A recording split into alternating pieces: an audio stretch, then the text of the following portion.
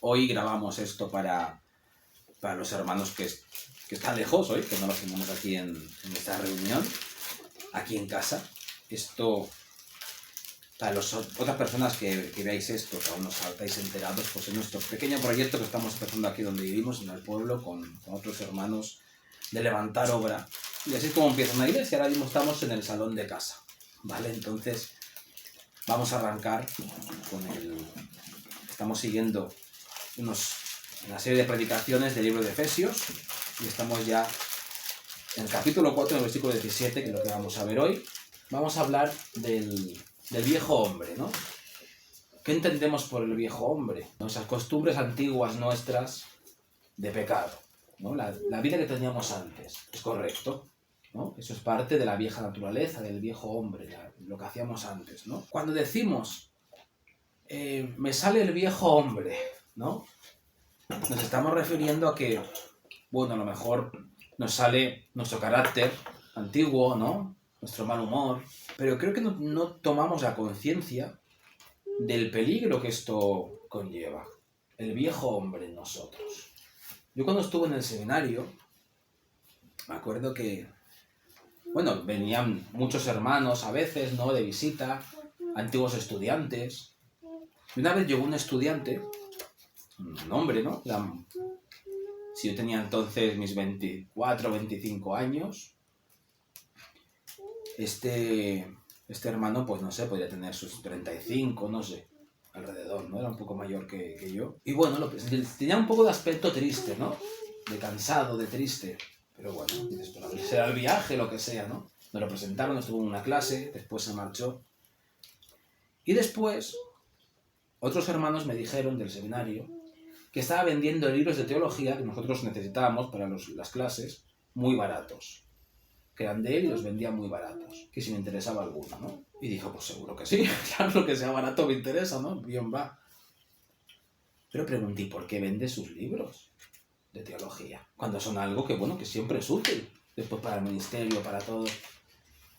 Y me dijeron, dices que no lo va a necesitar.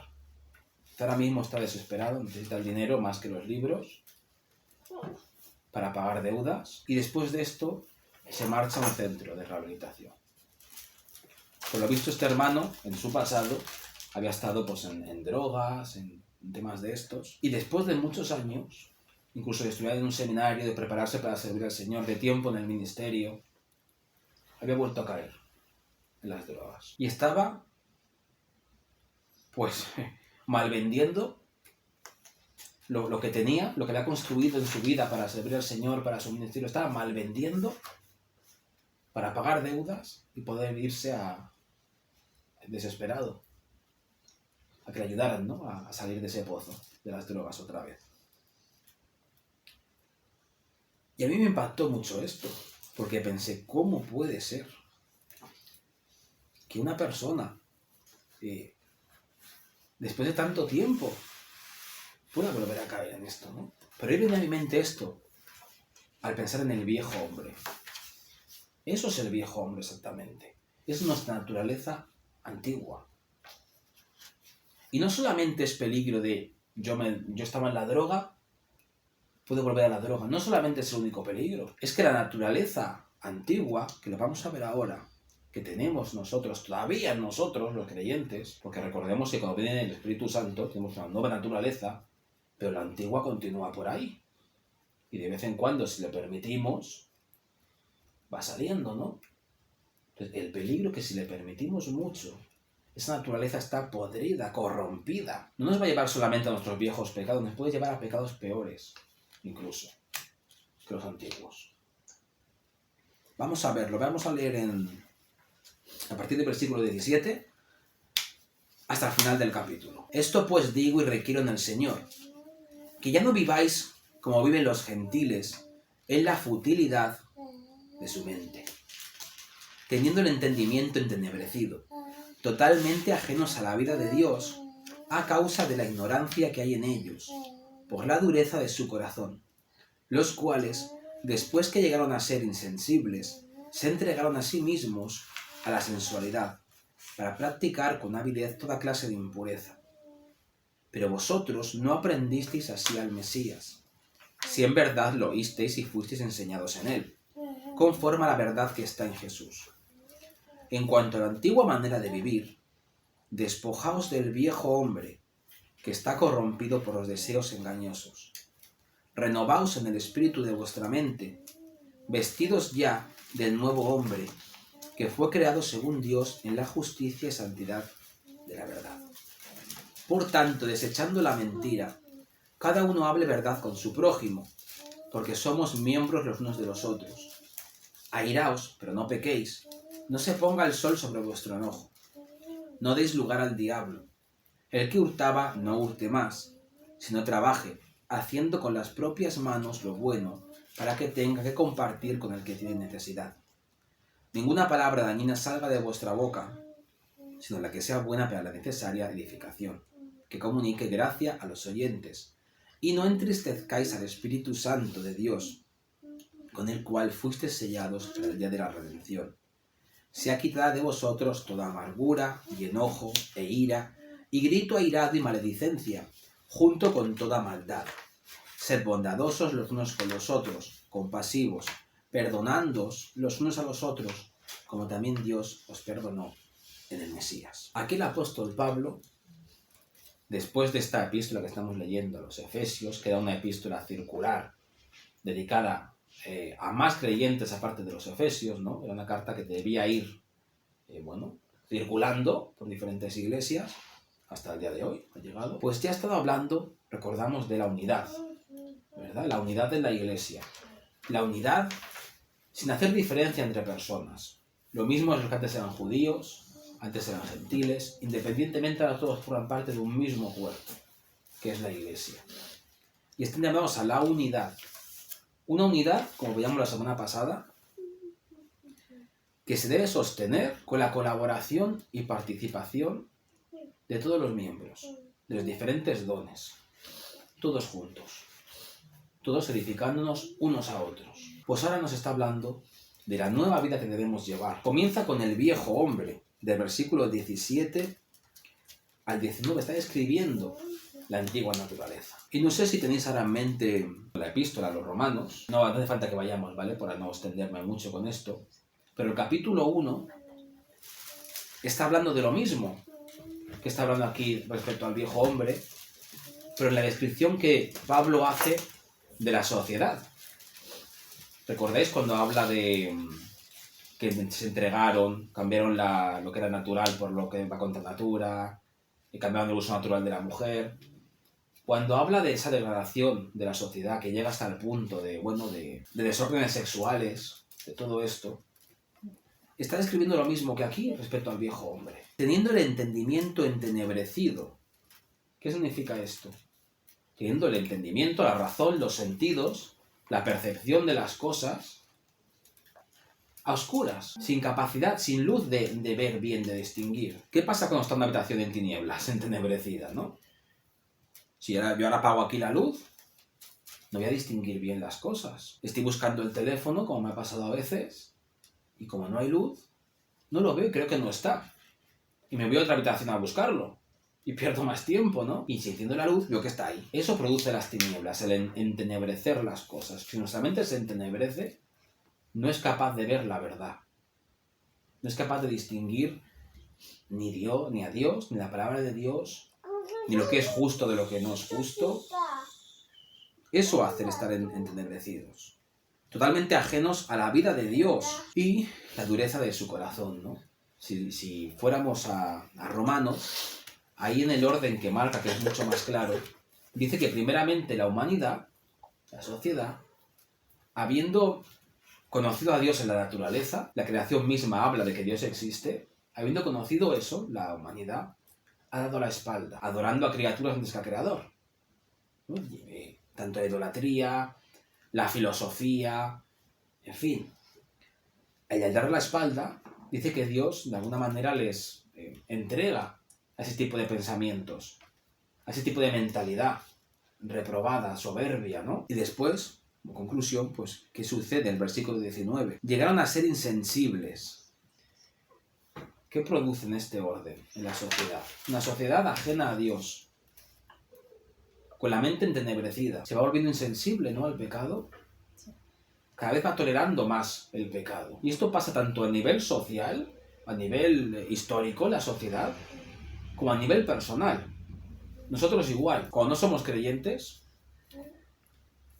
lo que nos parecía a lo mejor no sé, algo que nunca haríamos, algo muy demasiado fuerte, vamos poco a poco subiendo el nivel de nuestros pecados y lo acabamos haciendo, ¿no? Esto es la insensibilidad. Y como conclusión, o sea, como consecuencia, se entregaron a sí mismos a la sensualidad para practicar con avidez toda clase de impureza. ¿En qué acaba esto? En entregarse a la impureza, a lo que creían que no harían, hacerlo finalmente, ¿no? Y esto lo vemos en nuestra sociedad hoy. Cómo ha ido perdiendo cada vez más valores, cada vez más el sentido común en todos los sentidos, ¿no? Pues esta descripción que hace aquí Pablo del viejo hombre, que es la vieja naturaleza, la naturaleza del mundo, de la sociedad, ¿no?, como la que hacen Romanos, esta nos la podemos aplicar a nosotros en cuanto al viejo hombre que sigue en nosotros. ¿Qué quiero decir con esto? Que aunque seamos creyentes, aunque tengamos una conciencia ahora nueva, una moralidad basada en la palabra de Dios, espero que la podamos tener, ¿no? Aunque así sea, no estamos exentos de caer escaleras abajo. Si la antigua naturaleza va ganando fuerza en nosotros, todo este proceso del que aquí habla empieza a producirse en nosotros. Entenebrecimiento de nuestra mente, nos vamos distanciando de Dios, empezamos a ser cada vez más insensibles al pecado también. Nos ha pasado cuando estás una temporada buena en la iglesia, con hermanos, con la palabra de Dios, leyendo.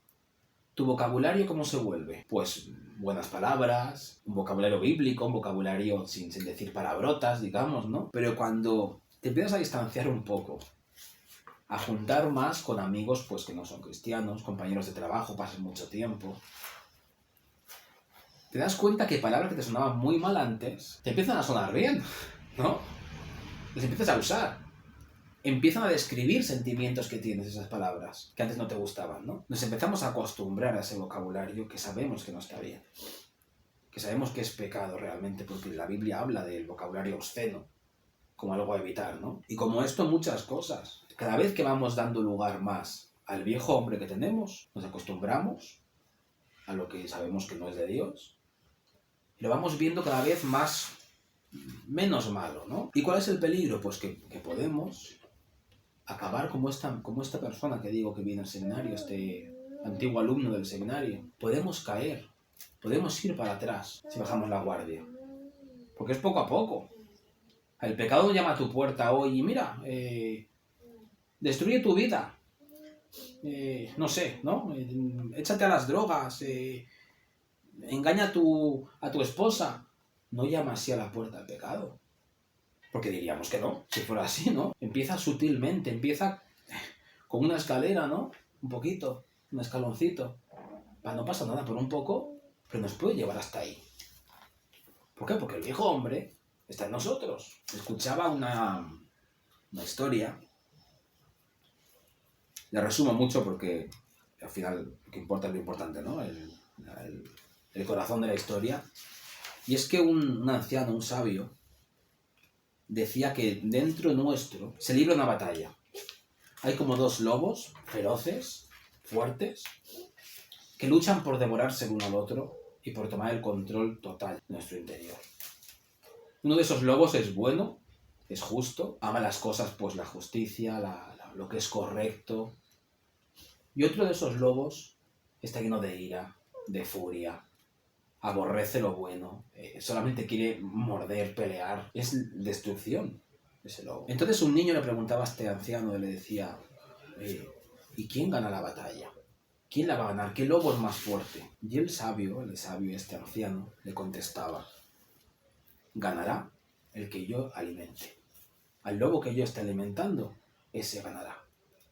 Y en nosotros, el lobo, entre comillas, ¿no? El lobo que va a ganar la batalla es el que estemos alimentando cada día. Y cada día, si yo alimento más, sabemos de lo que hablamos, ¿no? El Espíritu Santo, nosotros, nuestra nueva naturaleza, y la antigua, la carnal, la que está deseando de pecar, de volver atrás, cada día, dependiendo de lo que alimentamos, irá ganando uno u otro. El Espíritu Santo, cuando tú alimentas la carne, se le contrista, se le entristece. No nos va a dejar, no se va a esfumar, es el sello de Dios en nosotros. Pero se puede acallar, se puede entristecer, hasta el punto que nos quede en el fondo de nosotros, con un sentimiento de amargura profundo, pero ya está, sin fuerza. Entonces es importante que tengamos esto claro, que identifiquemos, como lo está identificando aquí el apóstol Pablo, a la antigua naturaleza, al viejo hombre. Los niños, por ejemplo, personas que han conocido al Señor muy pronto, que dicen, pero es que yo no tenía grandes pecados antes de conocer al Señor, ¿no? Es decir, un testimonio muy marcado, como por ejemplo en el caso de las drogas o de, no sé, temas sexuales. ¿Cuál es mi antiguo? No tengo viejo hombre. Todos tenemos viejo hombre. Porque el viejo hombre representa nuestra naturaleza humana. Aunque tú no hayas tenido unos pecados concretos grandes grandes, una medida para el pecado, ¿no? Quiero decir, escandalosos, estridentes, ¿no? Muy visibles. La antigua naturaleza está ahí. Y va a tirar a lo que tira la naturaleza de cualquiera, al pecado. Y el pecado engloba todo lo contrario a Dios, todo lo que no es santo. Y es un abanico grande y terrible y que hay que tener cuidado, ¿no? Y eso también es el viejo hombre, la naturaleza que teníamos antigua, aunque no haya dado tiempo a desarrollarla demasiado. Entonces, identificando esto, ahora el apóstol Pablo se va a enfocar, para los efesios y el resto de creyentes de su tiempo, y para nosotros ahora, se enfoca en describir cómo debe ser nuestra forma de vivir ahora, en el nuevo hombre, ¿no? En la nueva naturaleza, con el Espíritu Santo en nosotros. Nos dice, despojaos del viejo hombre, que está corrompido por deseos engañosos, en el versículo 22. Renovaos en el espíritu de vuestra mente. Fijaos el tiempo verbal que se utiliza aquí. Es un imperativo. Se está mandando a hacer esto. ¿Y qué significa eso? Primero, una cosa. Te necesitaban oír esto y hacer esto. A veces idealizamos mucho la iglesia del primer siglo, como si ellos fueran gente santa, perfecta y sin ningún problema, ¿no? Sin ninguna lucha de pecado, sin nada. Pues, si el apóstol Pablo les exhortaba a todo esto, es que lo necesitaban. Es que ellos también luchaban contra el viejo hombre. Si no, no les habría dicho nada, ¿no? Les habría felicitado, que bien hacéis todas las cosas y ya está. Les mandaba esto porque lo necesitaban. Segunda cosa, les llama que hagan esto. Despojaos del viejo hombre y revestíos del nuevo, ¿no? Es decir, esto es algo que podemos hacer nosotros, en lo que podemos intervenir. Si no fuera algo que podemos nosotros decidir hacer, el apóstol Pablo no lo mandaría, ¿no? Diría, pedirle a Dios que lo haga y ya está. Está llamando a que lo hagamos nosotros también. Quitarnos al viejo hombre y ponernos al nuevo, ¿no? Como si fuera una chaqueta o ropa, ¿no? Es importante esto. ¿Por qué? Porque es nuestra responsabilidad el abandonar lo antiguo, la vieja naturaleza, ponerle límites, y más que límites, ¿no? Intentar que muera de hambre la vieja naturaleza y hacer que el Espíritu Santo tome más y más lugar en nosotros. ¿Cómo se hace esto? Pues ahora lo va a explicar con buenos ejemplos el apóstol Pablo. Vamos a ver, en el siglo 25, por ejemplo, arranca con un ejemplo claro. Desechando la mentira. Cada uno hable verdad con su prójimo, porque somos miembros los unos de los otros. Fijaos que continúa con la idea del cuerpo.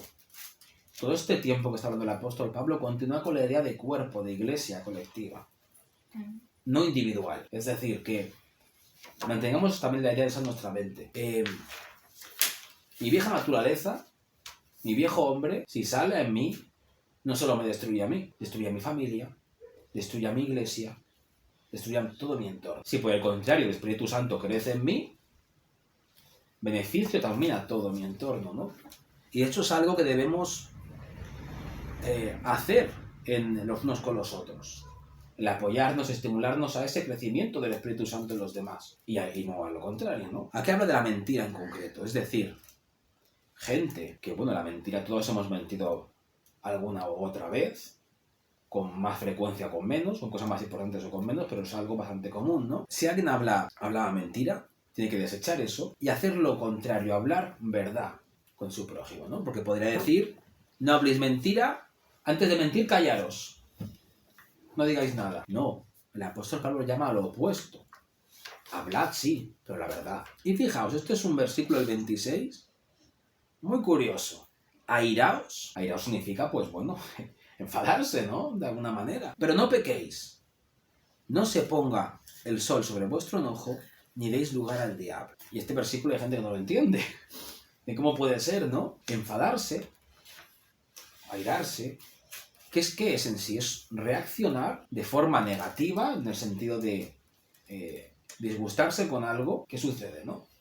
Entonces, como tal, no es un pecado. De hecho, Jesús se airó, ¿no? Se molestó. Cuando fue al templo y vio que se había convertido en un mercadillo, cuando debatía con los fariseos, ¿no? Airarse no es en sí mismo malo.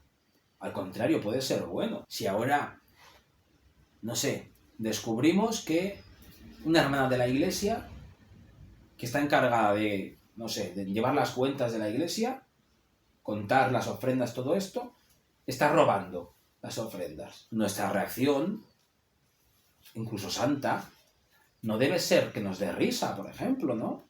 Uy, qué graciosa esta hermana, está robando el dinero del cepillo de la iglesia. Eso no sería correcto. A Dios no creo que le cause risa eso. Tampoco sería normal que nos diera indiferencia. Ah, me da igual, ¿no? No, es un pecado serio que está cometiendo contra la iglesia, contra Dios, ¿no? ¿Qué es la reacción natural, creo? Molestarse, ¿no? Está haciendo algo negativo. Está cometiendo un pecado. Que no se debe tomar a risa ni permitir que lo siga haciendo, ¿no? Hasta aquí estamos bien. Si esa reacción es normal, es buena. Dios mismo reacciona así ante el pecado. Se molesta, se incomoda, ¿no? El problema es cómo ese enfado que nosotros tengamos, ese airarnos, ¿qué nos lleve a hacer? Si ahora, por ejemplo, vemos a esa hermana que está haciendo eso y nuestra reacción es criticarla con toda la iglesia. Mira, la hermana tal la he visto robando. No confiéis en ella porque se está robando. Ahí ya no estamos actuando bien. Porque estamos difamándola, estamos generando una murmuración, en fin, estamos haciendo lo más grande incluso el pecado, ¿no? Si ahora vamos a esa hermana y le damos un bofetón en la cara, ¡toma! ¡Por robar! ¡Ladrona! Tampoco eso es una reacción correcta, ¿no? Pero tampoco estaría bien encubrirla, ¿no? Ay, pobrecilla, que lo siga haciendo, es que... A ver si se va a poner triste si le digo yo algo, ¿no? Tampoco eso sería lo correcto. ¿Qué sería lo correcto para que ese enfado no nos lleve a pecar? Pues gestionarlo de una manera que agrade a Dios. Por ejemplo, pues hablar con ella en intimidad, ¿no? Decir, mira, hermana, te he descubierto haciendo esto. Tú sabes que eso no está bien. Que estás pecando contra Dios, contra la iglesia, que eso nos daña a todos y te daña a ti también. Ten cuidado, ¿no? Decirle que tiene que confesarlo. Al menos que se lo confiese al pastor y el pastor ya la dirigirá, ¿no? En qué pasos seguir, si tiene que contarlo a la iglesia, si no, ya ahí que confíe pues, en el líder que tenga, ¿no? Pero de esa manera podemos, esa molestia que nos causa ese airamiento, manejarlo de forma santa. ¿Para qué? Para ayudarla a ella a arreglar el pecado que hay. Entender esto, no es malo airarse, sino el hecho de el peligro, que a veces el perder el control por estar airados nos puede llevar a actuar de formas negativas, destructivas y que sí son pecaminosas, ¿no? Porque ¿qué pasa? Cuando no se solucionan las cosas y hay algo ahí dentro que cargamos, se da lugar al diablo. ¿Cómo se da lugar al diablo? Pues se empieza la amargura, empieza la desconfianza, empieza pues... se te escapa una palabra, ¿no? De ese hermano, y ahí comienza a tomar lugar el diablo. ¿Por qué? Porque damos lugar al pecado y ese es su campo de trabajo del diablo, ¿no? Para destruir. Empieza a atar cabos, a envenenar todo y al final acaba mal la cosa, ¿no? Entonces es importante cuanto antes airarse, poder solucionarlo de la mejor manera. Luego, el que hurtaba no hurte más. Lo mismo, ¿no? Que decíamos con la mentira. Un pecado concreto, el que era ladrón, que no hurte más, que deje de robar, ¿no? Que ya no lo haga más. Pero algo más, en el versículo 28. Trabaje, haciendo con las propias manos lo bueno, para que tenga que compartir con el que tiene necesidad. Es decir, no solamente que ya no robe más, sino que haga lo contrario. Es importante esto, que va más allá. Ninguna palabra dañina salga de vuestra boca, sino la que sea buena para la necesaria edificación, que comunique gracia a los oyentes. Que decíamos, ¿no? Gestionar las cosas también al hablar de la mejor manera. Fijaos que se está enfocando mucho aquí Pablo, que decíamos, al cuerpo, a los unos con los otros, ¿no? No tanto uno solo con Dios, sino los unos con los hermanos también. Que nuestra forma de hablar sea buena. Y no se refiere tanto a un vocabulario muy culto, un vocabulario muy bonito, muy variado, sino a que lo que estamos comunicando y la manera en que lo comunicamos sea la mejor. Yo puedo con palabras muy cultas y muy finas y muy educadas destrozar a una persona si quiero. Hundirle, hacerle daño, destruirle. Entonces no se está refiriendo a eso, se refiere a que nuestra forma de tratar a las personas, de gestionar las cosas, de hablar, sea con el fin de ayudar a las personas, ¿no? ¿No? Podemos enfocar el problema y enfocar al mismo punto de una manera constructiva para esa persona. No entristezcáis al Espíritu Santo, dice el versículo 30, con el cual fuisteis sellados para el día de la redención. Lo que decía al principio, ¿no? El Espíritu Santo se le puede entristecer. ¿Cómo se le entristece? Pues haciendo lo contrario, alimentarlo, no escuchándolo, dando lugar a nuestra carne, a nuestra vieja naturaleza. Así el Espíritu Santo se contrista, se apaga. Aunque fijaos que insiste con la idea que hemos visto al principio de Efesios, con el cual fuiste sellados para el día de la redención. Un sello no se quita. El Espíritu Santo puede estar contristado, pero si nos ha sellado, si ha entrado en nosotros, no nos va a dejar, no se va a ir. Si realmente ha entrado en nosotros. Sea quitada de vosotros toda amargura y enojo e ira, y grito airado, y maledicencia, junto con toda maldad. Aquí nos hace un resumen de todo lo que no debería estar, ¿no? Todo ese tipo de comportamientos, de sentimientos negativos para los unos con los otros, no deben estar. Al contrario, dice, sed bondadosos los unos con los otros, compasivos, perdonándoos los unos a los otros, como también Dios os perdonó en el Mesías. Todo el rato insiste en la idea de desarrollar esto en comunidad, unos con los otros, no juntos. Por eso es tan importante también la idea de congregarnos, porque fijaos, la edificación se hace siempre en conjunto con la iglesia, con otros hermanos, ¿no? Es lo que estamos viendo aquí, porque a veces la verdad es que es difícil el tratar con según qué personas, en según qué situaciones, ¿no? Pero esta es la pieza clave. Como también Dios os perdonó en el Mesías. Nosotros mismos, si miramos atrás, ¿cuánto nos ha perdonado Cristo? Dice la Biblia que éramos enemigos y cuando éramos enemigos de Él fue que murió por nosotros, ¿no? Que entregó todo por nosotros. ¿Cuánto nos ha perdonado Él? ¿Y cuánto nos perdona todavía? Muchas veces. Entonces, si Dios, que es perfecto, santo, intachable, nos perdona tanto, ¿cómo nosotros no vamos a perdonar cuando no somos perfectos? Cuando también necesitamos perdón. ¿Cómo no lo vamos a hacer, no? Porque además se supone que queremos parecernos a Jesús, que le imitamos, ¿no? Entonces, ¿cuánto más nosotros tenemos que perdonar? Podemos resumir todo esto en el sentido de esta lucha del viejo hombre y el nuevo hombre, la vieja naturaleza y la nueva. Es importante que entendamos que esta lucha, por más agotadora que sea, va a durar toda nuestra vida. Toda nuestra vida. Habrá épocas más tranquilas, otras más cansadas, más duras. Pero va a durar siempre hasta que tengamos un cuerpo nuevo con Cristo cuando Él vuelva, sin pecado, regenerado, santo, perfecto. Entonces, toda nuestra naturaleza antigua quedará fuera. Ahí podemos estar tranquilos, nuestros pensamientos serán siempre puros, perfectos, pero hasta ese momento siempre va a haber lucha. Aun cuando venzamos pecados, descubriremos actitudes nuevas que también tenemos que cambiar. La idea es que cada vez haya pecados en los que sea más fácil luchar, que vayamos dejándolos atrás y que avancemos.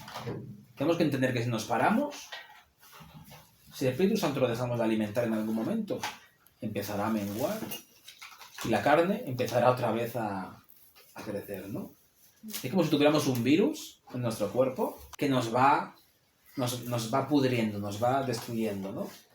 Nos vamos inyectando la cura, ¿no? Un antídoto. Lo vamos inyectando para fortalecer nuestro sistema, para lo que sea, ¿no? Lo vamos inyectando.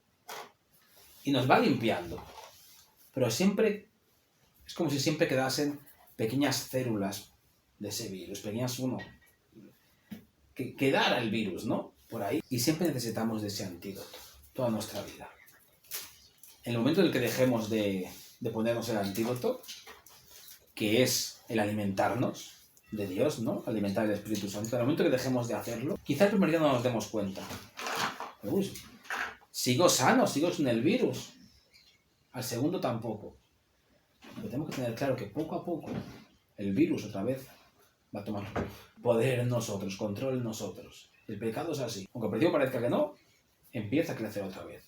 Empieza a apoderarse. Creo que es importante tener esto presente y tomar conciencia en esto y tomarlo como un desafío. No sé qué pasó con este hermano del seminario.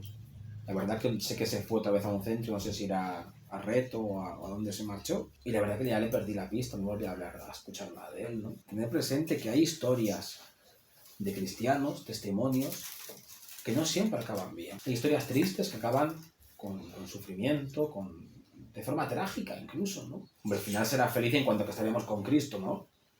En la eternidad.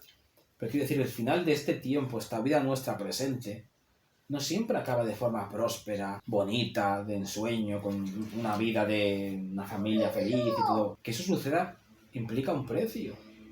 ¿Y cuál es el precio? El alimentarnos de Dios, estar con Dios y renunciar a lo que alimenta nuestra carne. Porque nos jugamos mucho. Entonces yo creo que es muy triste el pudiendo tener una vida de servicio para el Señor, de comunión con el Señor, de bendición para nosotros y para otros. Es muy triste tener que acabar así nuestra vida, ¿no? Como un mal testimonio, como un mal ejemplo. Que la gente que nos conozca, más que acercarles a Dios, les alejemos de Dios con la vida que hemos llevado, ¿no? Yo quiero evitar eso en mi vida, porque puedo evitarlo. ¿Cómo se evita? Vamos a alimentarnos del Espíritu, vamos a alimentarnos de Dios, vamos a alimentarnos a la nueva naturaleza, para que crezca, para que tome control de nosotros. ¿Que hay un precio? Sí, claro que hay un precio. Un precio de tiempo para dedicarle al Señor, de tiempo que no estaremos haciendo otras cosas, tiempo que podríamos dedicar a escuchar música, o ver la tele, o cualquier otra actividad que no tenga nada que ver con el Señor. Pues a veces hay que sacrificarlo, por Dios. Sacrificar, pues, lo que nuestra antigua naturaleza le gustaba. Que no siempre es fácil, ¿no? Pero por más alto que sea el precio, más alto es aún lo que nos estamos jugando. Merece la pena la batalla, la lucha y ganarla. Porque tenemos mucho por ganar y mucho que perder. Y bueno, pues, qué mejor que hacerlo en comunidad, ¿no? Los unos con los otros, como dice aquí el apóstol Pablo, en confianza, en intimidad, en comunión. Hasta aquí lo que traía hoy para compartir de Efesios.